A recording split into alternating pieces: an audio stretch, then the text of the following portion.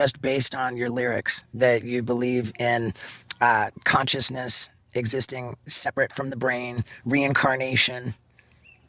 I think I have a much probably a darker view on it Ooh, a little bit. I mean, ooh. I think it's when it's done. But I think that the responsibility that you have to accept is that you're setting it up for the next version of you. So your DNA going forward, your neighbors, your friends going forward. There's a communal responsibility. So this is Maynard Keenan James from the band Tool. So he is saying that we cease to exist at death.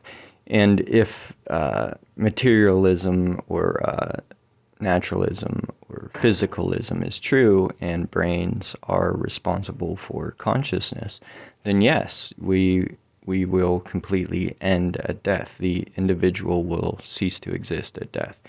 That brain that dies no longer does consciousness. But here's a thought experiment for Maynard to consider. Imagine a universe completely devoid of all life. It's just, you can imagine a completely black void of space with nothing in it. So then you come to exist. And so what are you? You are essentially, if we strip everything else away and only go down to what's necessary, you are a brain that is doing consciousness. So it was the coming to existence of consciousness that caused consciousness to come after your non-existence. So consciousness itself in an objective or generic way came to exist, and that's what caused your experience. So you have to understand this, you have to look at consciousness in as a non-personal thing, as a phenomenon in nature, kind of like fire. Each flame is fire. You could name each flame, but at the end of the day, each flame is just fire. It's a different instance of fire. And so in this thought experiment, this empty universe thought experiment, an instance of consciousness came to exist. And so you didn't exist, but then consciousness came to exist. There was no consciousness, and then consciousness popped into existence. And so so experience was, for lack of a better word, imposed upon you. And so now imagine in this empty universe, you don't exist this time. There's no life in the universe whatsoever. But then some other brain pops into existence. And so once again, there's consciousness. So you don't exist. What would keep this consciousness from being the one imposed instead of the other consciousness? It's just as much consciousness as the other consciousness was. It's this, just like I said about the flames, it's consciousness. So it's the coming to existence of consciousness itself that causes consciousness to be imposed. So if you were never born, you wouldn't be in some kind of black void, or there wouldn't be nothingness or some kind of perpetual lack of experience.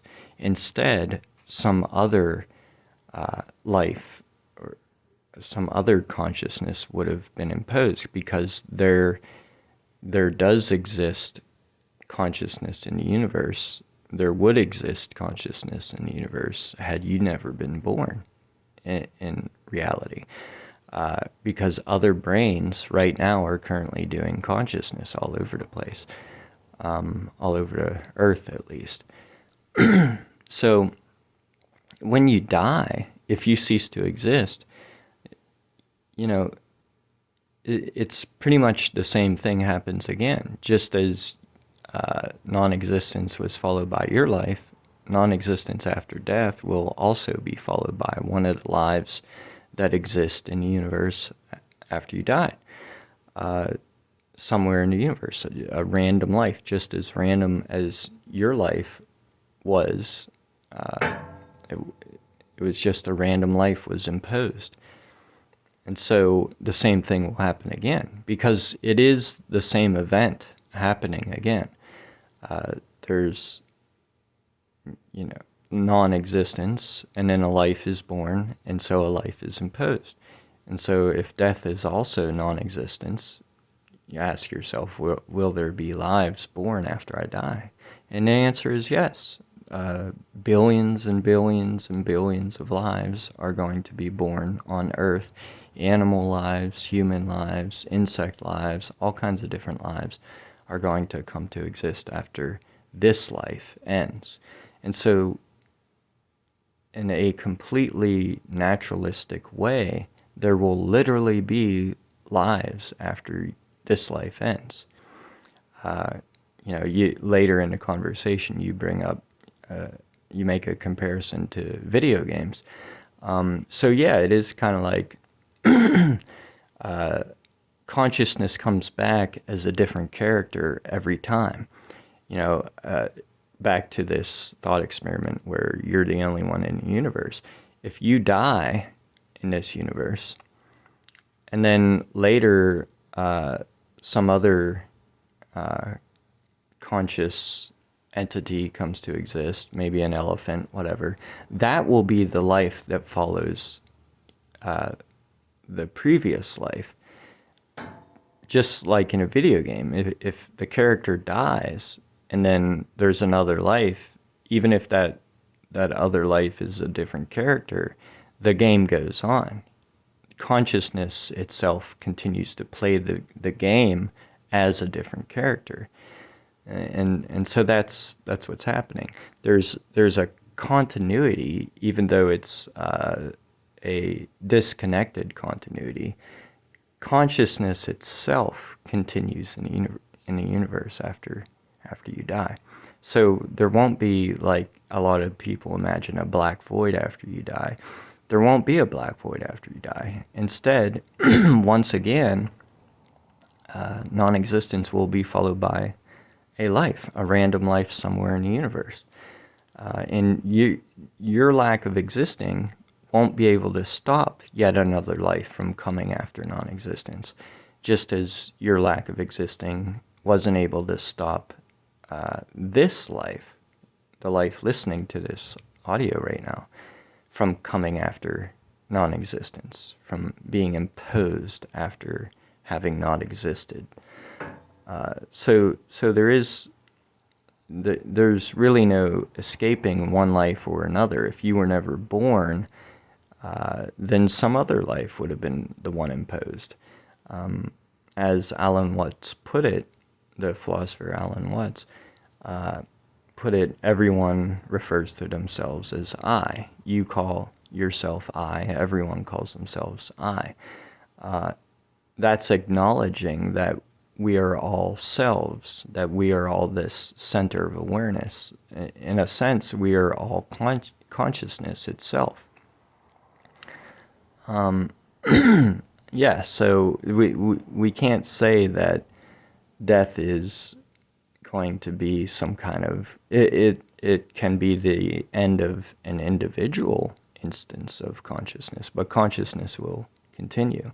And so it's kind of like after you die, it'll be as if, the generic you, we're all, like I said, Alan Watts would say that we are all I. So imagine you go to sleep and overnight you get amnesia, and then you wake up without any memory of ever having existed before.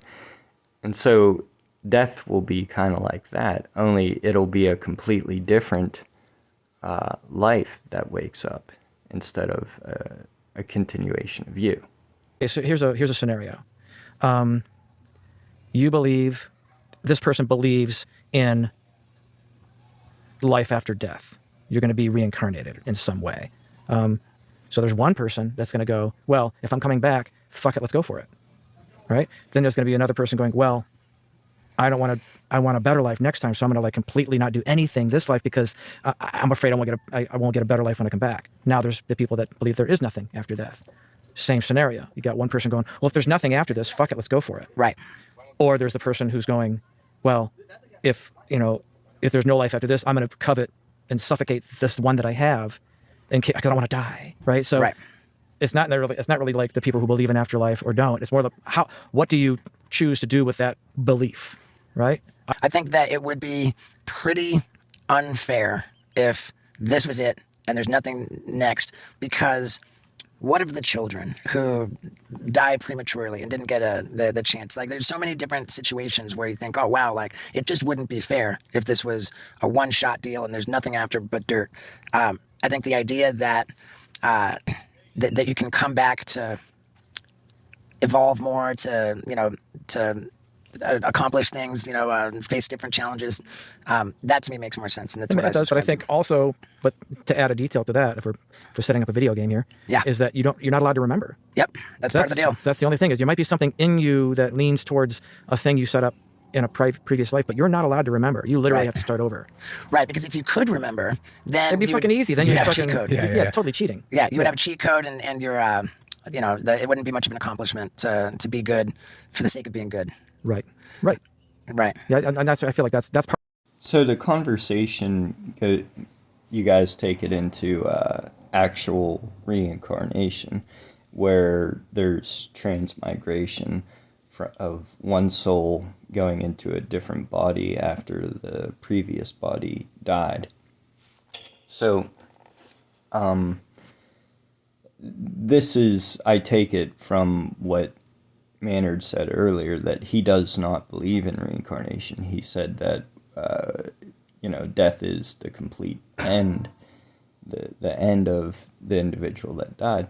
So, but I wanted to address this idea that it's unfair, or it's actually a good thing that we don't remember the previous lives if reincarnation is true.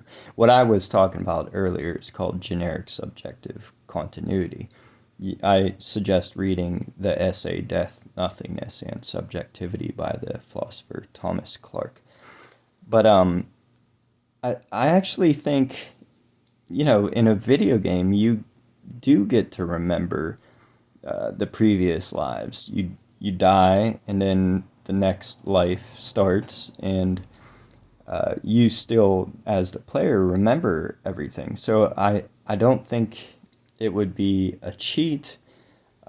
You just, you retain that memory, and so you get better at the game. I don't really see the point in starting from scratch once again if reincarnation were true. It's kind of, in a way, that would be torment. But with generic subjective continuity, that actually is the case. You don't remember previous lives because they weren't you. It isn't a continuation of you. Instead, there are signs that there was life before this one existed, through archaeology and books and the witness of other people that existed before you, your parents, etc. Everyone that existed before you recently or a long time ago. So I don't think, if reincarnation is true, it's not fair. I think it would be better if a soul was able to retain its memory of a previous life, so true advancements can be made. What's the point if you're just repeating it? You just keep one life after another with no lessons learned, nothing carried over. Whenever you take a test in school, you studied before it, and so you retain the memory of what you learned, and you get to apply it. With the kind of reincarnation that many believe, there is no application of what was previously learned. So, to me, that's unfair.